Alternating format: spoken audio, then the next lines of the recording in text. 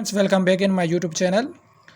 आज हम पढ़ेंगे necropsy report, how to write necropsy report. तो ये मैंने अभी प्रोफार्मा बनाया है कि हम नेक्रोप्सी केस रिपोर्ट जो होती है, फाइनल रिपोर्ट होती है, जब भी हम एग्जामिन कर सकते हैं। तो अब मेरे चैनल पे नेक्रोप्सी की स्टेजेस पड़ी हुई हैं कि हमें कौन कौन सी स्टेजेस परफॉर्म करनी है नेक्रोप्सी के दौरान।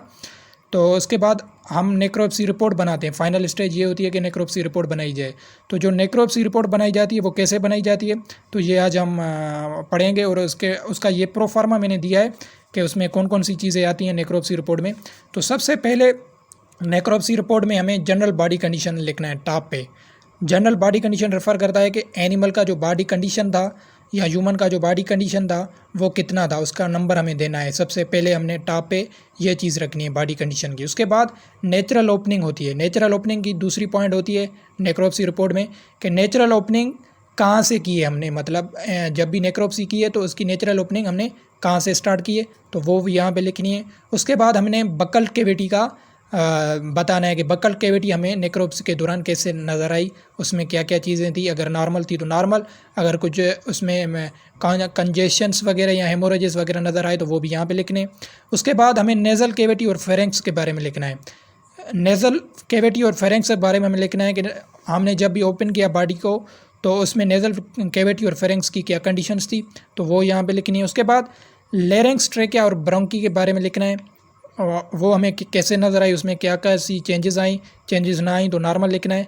उसके बाद लंग्स एंड प्लूराई के बारे में हमें बताना है। तो लंग्स वगैरह कैसे थे उसके, तो अगर नॉर्मल थे तो नॉर्मल, अगर नॉर्मल नहीं है तो उसकी हमें रिपोर्ट में यहाँ पे लिखना है कि उसमें कंजेशंस थी, हेमोरेजेस थे, या हमें नोड्यूल्स वगैरह नज़र आए, जो भी नज़र आए तो वो हमें यहाँ पे लिखना है। उसके बाद ब्रेन और स्पाइनल कार्ड के बारे में बताना है कि ब्रेन और स्पाइनल कार्ड की कंडीशंस क्या थी, वो यहाँ पे लिखना है। उसके बाद हार्ट, वाटा एंड ब्लड वेजल्स वो कैसे नज़र आई हमें, उसमें क्या हेमोरेजेस थी, पस था, क्या भी था, जो भी नज़र आए वो इनके सामने लिखना है। उसके बाद एब्डोमिनल कैविटी या कंपाउंड्स के बारे में इधर हमें लिखना है कि एब्डोमिनल कैविटी हमें कैसे नज़र आई, उसमें क्या क्या थी, डिकम्पोजिशन हो चुकी थी, नहीं हो चुकी थी, कौन से कलर नज़र आए, तो ये हमें एब्डोमिनल कैविटी में लिखना है। उसके बाद स्टमक एंड इंटेस्टाइन के बारे में हमें लिखना है।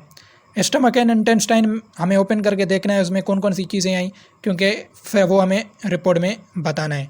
उसके बाद लिवर एंड गॉल ब्लैडर आता है। लिवर एंड गॉल ब्लैडर के बारे में हमें बताना है कि जब भी हमने ये बॉडी ओपनिंग में लिवर और गॉल ब्लैडर को ओपन किया तो हमें ये चेंजेस नज़र आए। उसके बाद स्प्लीन आता है। स्प्लीन को हमें ओपन करना है, स्प्लीन को देखना है उसमें कौन कौन सी कंडीशंस आई हैं या चेंजेस आई हैं। लास्ट में हमें किडनी, यूरिनरी ब्लैड और लास्ट में हमें जेनिटल ओपनिंग के बारे में बताना है।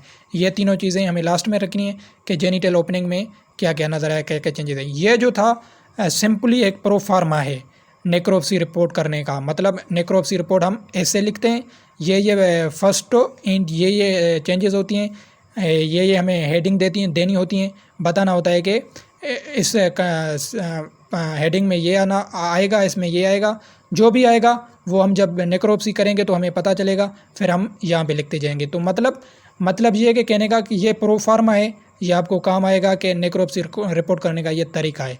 तो मैंने ये आपको तरीका बता दिया। Thank you so much.